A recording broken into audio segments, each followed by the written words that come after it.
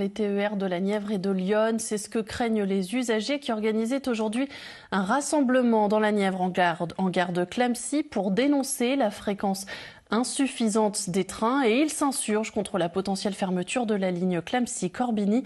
Léa Morel, Colline Davy. Pour revenir de Paris, Anne Trémolière n'envisage qu'une solution, le train. Sinon, ça veut dire prendre la voiture et écologiquement, je ne le ferai pas. Je ne ferai pas un aller-retour en voiture à Paris avec la dépense énergétique et écologique que c'est. À l'arrivée à Clamecy, son TER est reçu en grande pompe. Des centaines de personnes venues accueillir l'un des seuls trains de la ligne Paris-Corbigny. Il y a 6 allers-retours par jour, mais la moitié de ces trains sont en bus jusqu'à Auxerre, ou depuis Auxerre quand c'est le retour.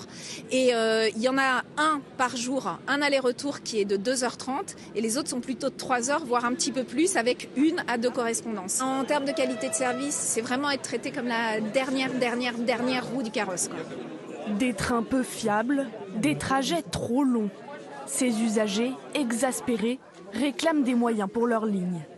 On n'a déjà plus grand-chose au niveau des services publics et si en plus on n'a plus les trains qui viennent jusqu'à nous, il faut vraiment revenir à la proximité. Car c'est bel et bien une fermeture définitive qui menace plusieurs tronçons comme celui-ci.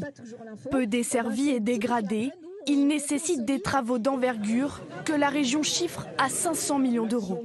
On ne les a pas aujourd'hui, ni nous. Parce qu'on a des finances qui sont très tendues et l'État n'a pas prévu de le faire à ce jour. Aucun engagement n'a été pris sur la pérennisation de ces lignes. De son côté, le collectif citoyen poursuit les manifestations dès la semaine prochaine.